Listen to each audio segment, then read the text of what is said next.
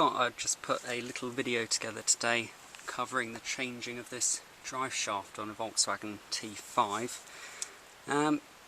It's a little bit fiddly, not too bad. If you're experiencing kind of grinding or clunking while driving along, it could well be a drive shaft. I actually just changed the steering rack and that rectified loads of clunking and creaking, which I didn't even think was anything to do with the steering rack, but an MOT showed up that the steering rack has shot, so that's been changed. I've also changed the whatever these are, the steering arms, and also these lower ball joints down here. Now, just a bit of guidance on changing the drive shaft and exactly what you're going to need. The drive shaft is held onto the hub with one of these nuts. It's actually kind of a multi-point nut. Don't know why they've done that, but that means that you are going to need a socket that is a multi-point socket, like so. The standard kind of hex-shaped sockets just won't fit. Now this nut here is actually held on with some tremendous torque, so you're going to need to put some welly into getting that off. One of the risks you've got is with the vehicle up on axle stands is that you could actually pull it down off the axle stand, which would not be good at all. So luckily I've got some Land Rover wheels on, and what that enabled me to do was actually pop the centre out, and I was able to loosen the bolt in there, the nut, sorry, without actually taking the wheel off. Here's a demo of that. I don't know whether the official Volkswagen wheels allow you to do this. I'm not sure whether they've got this removable cap, but by removing the cap you can get to the nut, and then you can put an extension in there. And the other thing I'd recommend doing is resting your extension on an axle stand so that you don't end up coming off the nut. And then we would link the breaker bar in there. Definitely going to need a long extension or a breaker bar, and then that will actually allow you to undo that quite easily without damaging anything. And actually that one feels loose, it is loose, so I'll tighten that one up. Probably get a torque wrench on that later and do that up to spec. Don't know why that one's loose. So once you've got that loose, you're going to need to get the vehicle up on axle stands. Whatever you do, don't remove the axle and support the weight of the vehicle on the hub, because I've read that by taking that out and then putting weight on the hub you can actually damage the bearing. It actually uses this axle end, whatever you call that, as part of the bearing assembly. So make sure the weight's off the vehicle. I've got it on axle stand and jack and the wheel there. Right, so the next part is we need to free up this from the hub, which I have done, and I simply did that by putting the nut on there, fairly not too far on, and then I also undid the ball joint at the bottom here. That was quite a new one, so that's quite easy. It's just two nuts. These are a large size 10mm Allen head, whereas the ones that came off were kind of 12-point splines, I think, before I replaced them. And then I got a screwdriver in there, knocked it away, and the arm just comes out the bottom, easily enough. That then causes your strut to be free. You can move that around. It's still connected to the steering one there. So once it's loose, what we're going to need to do is take some of the tension out of the shaft, because I knocked that out using a soft hammer. The last thing you want to do is have the force that you're going to strike on there transmit back up to the gearbox. So take the tension out of there, and then you should be able to just knock that one loose. Then we can take that nut off. No, we'll leave that nut on, because the next part I actually had to use this to remove. So this particular drive shaft, there aren't any nuts on this side in the gearbox or the transmission. So the other side, I believe, has got 6 nuts around here. Bolts, sorry. 6 bolts go around there. You have to undo all of those one at a time, probably rotating the hub as well. What I found is to rotate the hub, you can get a nice big screwdriver and lever in the end of the hub, and that allows you to rotate. This side doesn't have any bolts in it, it's just kind of sat on there. Now I was told that if we get a lever bar up in there, we can get in between the housing and the bottom ring of the axle and it will actually just pop off there. But I tried and I tried, and this part was just bending and I didn't seem to be able to get any leverage in between there. So what I resorted to doing was putting the nut back on the end of here and then giving the actual entire strut here, the arm and the swivel strut, a yank like that, and it seems to have pulled it off the end. I do believe there's just kind of a clip on the stub axle and the shaft just kind of like presses onto it, so it's going to take a bit of welly to push it or drive it home. But hopefully now if I undo this nut, pull out the stub axle, don't know if these are the correct names for things, but you know, the bit that I'm going to undo, I'm going to pull it out of the hub, and then I'm hoping that that drive shaft will just pull off there fairly easily. I'm going to need both hands. That one off. Try and rock this one back.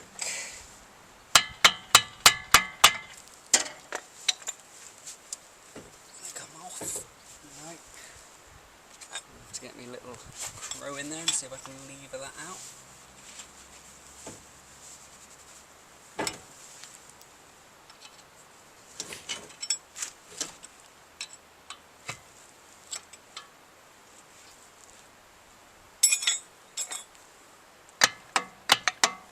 To have got it stuck now, so what will I have to do? I'll have to fashion something and try and knock that through gently.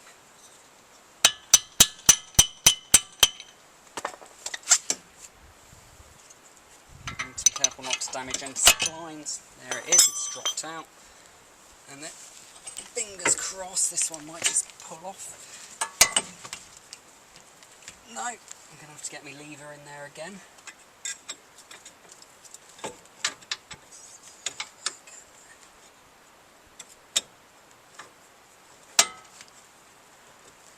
This is the difficult bit then, is getting it off the drive shaft or the stub axle inside the gearbox. So I'm pretty happy this is securely axle standard. Feel that drive it off. Does seem to have moved a bit.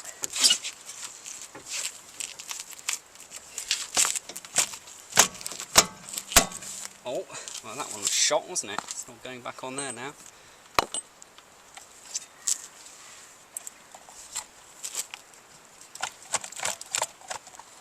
It does appear to be coming, but if a gentle tap might help.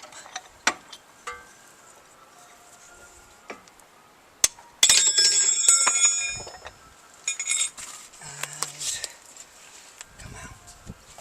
There we go, look at that. It is out.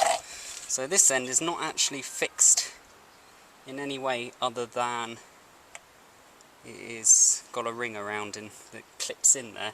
So that one's going to need a bit of pushing to get back on. You can see this metal ring that I'm supposed to have got leverage on has kind of not suffered well, not fared well. Alright, so that's that one out. So the other thing I've been told to do, because apparently this stub axle end here suffers quite badly with wear, so I'm just running my fingers around there, and actually they all feel fairly good. You can see that there is a seal in there, doesn't appear to be any oil leakage out of there at all, so we're all good to put a new one on. There's a bit of marking to the housing, but that's apparently the official way of doing it, is to get some lever in between the housing and the end of the shaft and lever it out. But what I actually found was easier was to kind of use the shaft itself as a slide hammer. So what I'll do is I'll clean that up a bit, I'll then re-grease that and put a new shaft in. So here's the new drive shaft. It's unfortunate that I had to replace the other one really, it was just because the rubber gaiter had broken, and I know you can probably get replacement gaiters, but I found this one for about £50, so I thought I might as well just replace the shaft. Seemed to be quite a lot of play in the other shaft, so it wasn't making a noise, but I was thinking it was going to need to be done anyway. Now, when you get a new drive shaft, you're sometimes going to have to take these bushes off and pack them with grease. Now, I can't tell whether this one's packed with grease. Yeah, it definitely feels like there's grease in there. Must be grease in there. If there isn't, they will fail again after a couple hundred miles. I had one replaced in Scotland once at a garage that didn't pack it with grease, and 500 miles later it had failed again. This one's got the proper metal clips on, which is better than the zip ties. I made sure that the one I was purchasing had metal clips on it. And here we go. So I'm not going to degrease this spline in here. I'm just going to pull any of the real nasty grease out of there. Maybe give it a wipe with some paper. The majority of the dirt out. There we go. And then with a clean hand I will put some grease in. Not too much in here. Just a little bit. Try and get it all the way around. Really use a brush, but I don't have one. There we go. And then I think I want a little bit on the inside of the other end.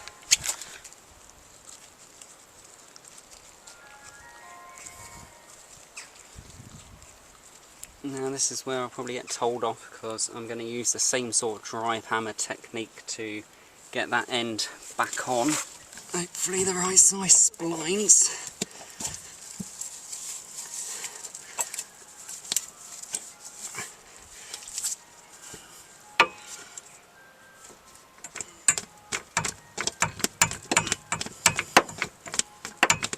And that doesn't seem to be helping. So it's recommended you don't let the drive shaft sit under its own weight. So I'll see if I can tuck this end in. Back into the hub. And then what's going to happen this end?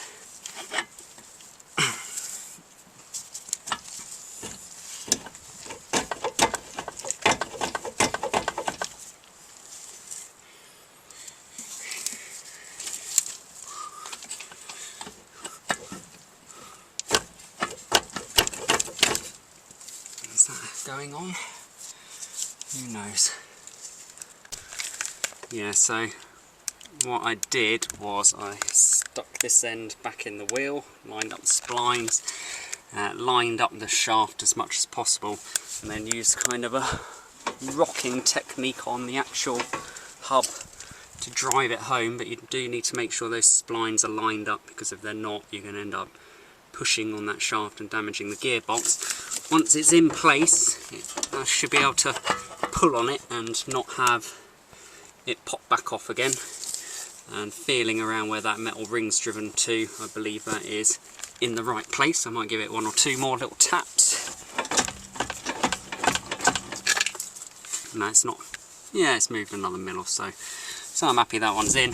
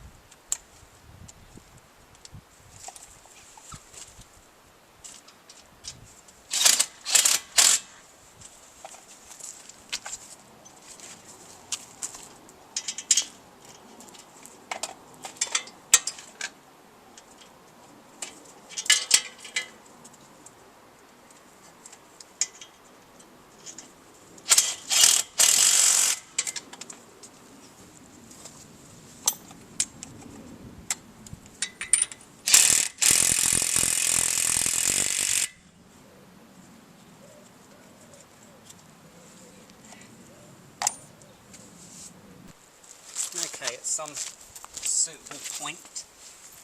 Really important to make sure your brake disc is free of grease, because any grease that you've got on there from your hands will get into your brake pads and you'll have inefficient braking or noise.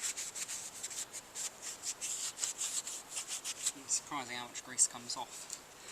Okay, so it's all back together now. We've got the axle end in the hub, I've put the ball joint back in, just need to torque it all up and we're good to go then.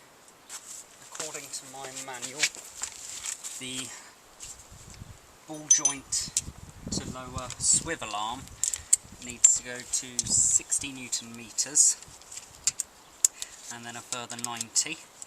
So again, be very careful when doing this. Last thing you want to do is pull the vehicle off its axle stand. Get that one in.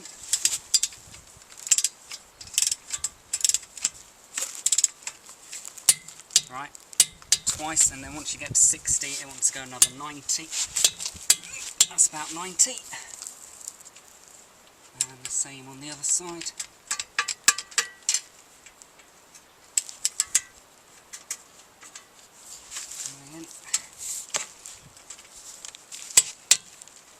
Apparently already at 60.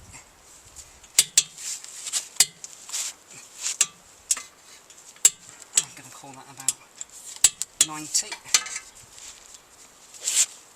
Okay, I think the difficult one is the hub end. That's meant to be quite high, and again worried of pulling it off its axle stand, so I might just get that one fairly tight and then try and do it once the road wheel's back on. But actually, to get that whole drive shaft out, the only bolts you need to undo are those two on the ball. I did have to use a lever bar to pull the ball joint out the bottom of the hub.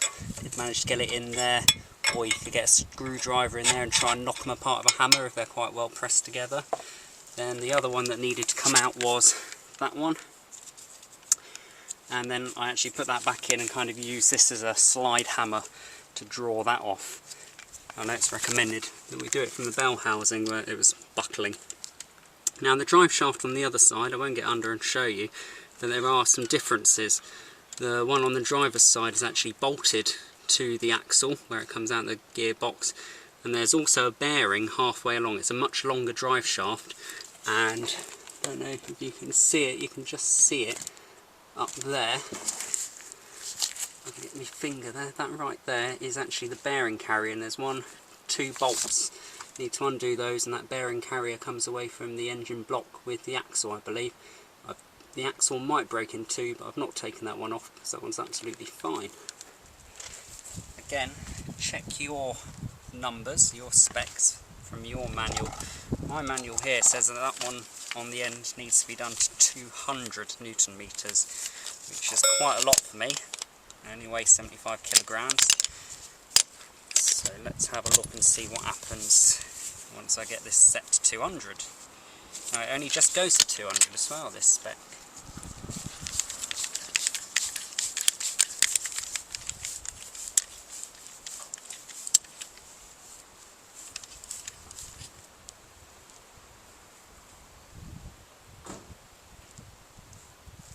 Okay, we're about 200. I don't want to risk sliding this. No, we'll try it like this. So that's a problem. That's going to spin around. What happens if I put that in there? That'll work.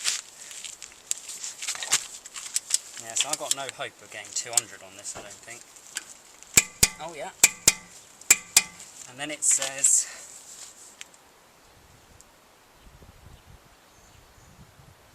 sucking it by 180, which is interesting.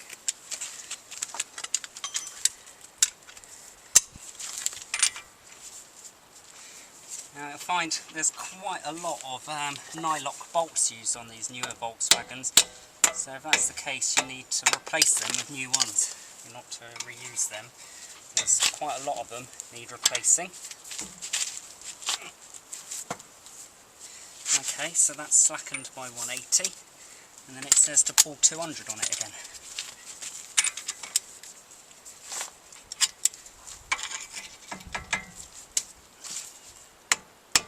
Very unusual, it's not kind of a crown nut, there's no kind of pins in there, it's just a nylon bush to stop that coming off.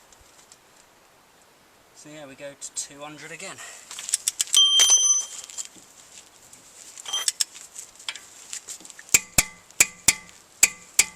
I'm happy with that.